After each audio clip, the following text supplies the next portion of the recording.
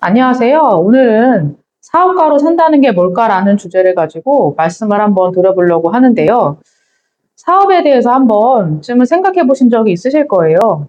그리고 사업을 생각하는 나이가 20대도 있긴 하겠지만 30대나 40대, 직장 생활 한 10년 이상 하신 분들 중에 뭔가 이제는 내가 주체가 돼서 일을 할 수 있는 삶을 살아보고 싶다라고 생각하는 분들이 있을 거란 생각이 들거든요. 그러면 사업에 눈을 돌리게 되는데 막상 사업을 시작하려니까 겁이 나는 거예요. 사업을 하게 되면은 일정한 돈이 들어오지 않게 되고 그것에 대한 감내를 다 해야 되기 때문인 거죠.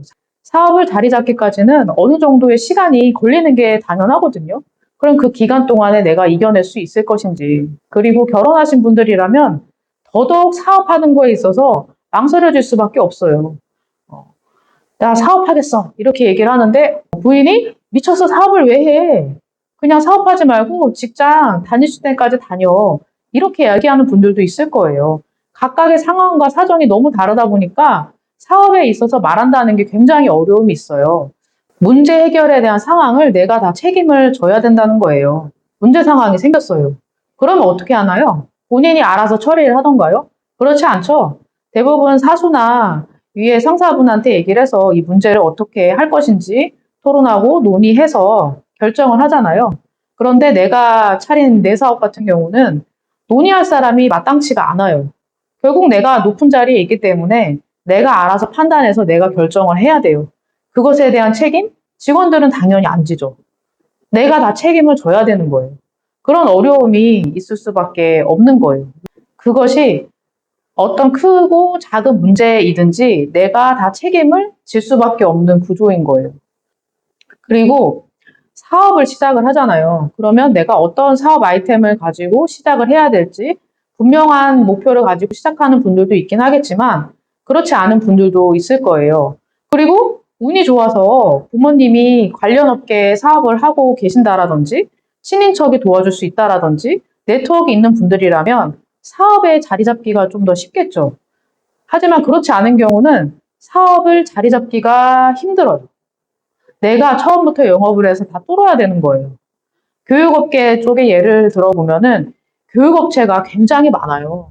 예를 들어서 교육 관련된 연구나 기획이나 프로그램 운영, 위탁 운영하는 업체를 예를 들어서 말씀을 드리게 되면은 관련 업체가 굉장히 많이 있고요. 그리고 그 중에는 이런 회사의 규모로 운영하는 곳들도 있긴 하지만 1인 기업가들도 많은 집단이에요. 교육업계 쪽이 특히 그런 특성을 가지거든요. 그러면 1인 기업가로 내가 사업을 시작을 했어요. 그런데 1인 기업가로 하기에는 뭔가 소득이 항상 한정되어 있고 사업의 발전이 없잖아요. 그러면 사업을 키워보고 싶은 거예요. 내가 강사로 나가던 거에서 좀 더 프로그램을 수주를 해서 프로그램을 운영을 해서 프로그램 운영 수익을 남기고 싶은 거죠. 그러면 프로그램 사업을 따야 되잖아요. 프로그램 사업 따는 게 굉장히 만만치가 않아요. 요즘에는 업체가 많이 있다 보니까 저가 경쟁으로 해서 낮은 단가로 계속 입찰이 들어와요. 그러면 거래처 입장에서는 가능하면은 비용을 아끼고 싶으니까 단가가 낮은 곳에 사업을 줄 수밖에 없게 되겠죠. 그러다 보면은 그 사업에 투입되는 인건비들이 다 줄어들 수밖에 없는 구조거든요. 그래서 강사업계가 인건비가 계속 오르지 않는 이유들도 그런 원인들이 있는데요. 하여튼 말씀을 드리자면은 경쟁력 없는 1인 업체가 혹은 뭐 2, 3인 정도 5인 이내의 업체가 새롭게 사업을 발굴을 해서 하고자 한다면 어떻게 시작을 해야 될까요? 사실 제안서를 아무리 써도 안 되거든요. 왜냐하면 검증이 되지 않았기 때문에 사업 실적이 없기 때문에 선뜻 사업비를 내어줄 수가 없는 거예요. 그런 경우는 재하청을 받아서 일을 하는 것들부터 시작을 하게 되죠. 거래처 입장에서는 가능하면은 검증된 업체한테 일을 주기를 원하기 때문에 검증된 업체한테 일을 주고 그 업체가 그 모든 일을 다 소화할 수가 없어요. 그래서 파트너 컨설턴트를 쓰든지 파트너 강사를 쓴다든지 어떤 작은 업체랑 협약을 맺어서 그 일을 재하청을 주는 거예요. 그럼 재하청의 일을 맡아서 하게 되면은 가져가는 파이는 당연히 작을 수밖에 없겠죠. 그럼 중간에 원청 업체가 뭐 10%에서 한 20% 정도 가져가고 그 밑에 재하청 받은 업체는 줄어든 파이로 일을 할 수밖에 없는 거예요. 대하청으로 한번 일해보면서 느꼈던 점은 뭐냐면, 프로그램 이제 운영을 하는데, 원청이 담당자가 와야 되잖아요. 원청 담당자는 안 와요. 전화만 해요. 저한테 전화만 해서 탈락 인원이 있냐? 대학 담당자의 니즈는 어떠냐? 이런 걸 전화로만 물어보고 나머지는 현장 가서 제가 다 일을 하고 있는 거예요. 그런 모습을 보면은 아, 원청에서 일을 해야 되는데 원청 일을 내가 따와야 되는데 이런 생각이 들어요. 각종 어려운 상황을 다 이겨내고 그다음에 내가 직접 사업을 수주할 수 있는 여건까지 참아내야 되는 그런 어려움들이 존재하는 거예요. 그렇게 해서 일단 사업을 따고 또 강사님들을 모집해서 월급을 또 줘야 되죠. 그러면 사업을 운영을 했는데 하나도 안 남는 사업들도 있어요.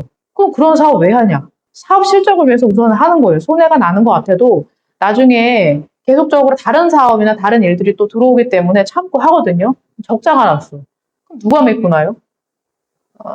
대표 본인이 메꿔야 되는 거예요. 강사들한테 메꾸라고 할 건가요? 그거는 안 되는 거예요. 인건비 같은 경우는 하나둘씩 밀리기 시작하면은 그게 걷잡을 수 없는 지경까지 이르게 되거든요. 다 떠나게 돼요. 제가 예전에 강사로 일했을 때 생각을 해보면 강사 같은 경우는 파트너 개념으로 있고 정식으로 고용된 사람들이 아니다 보니까 강사 급여를 계속 미루는 업체가 있었어요.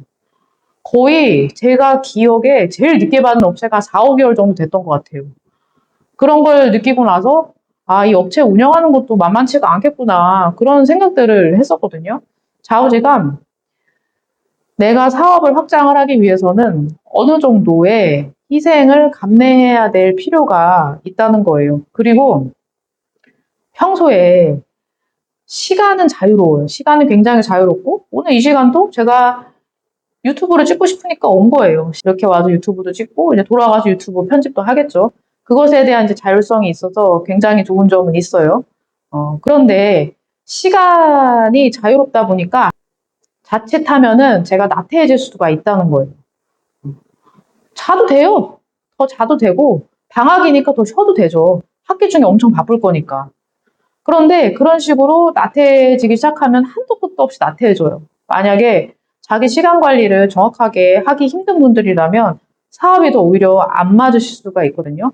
이런 부분들도 충분히 고려해야 될 필요가 있는 거죠.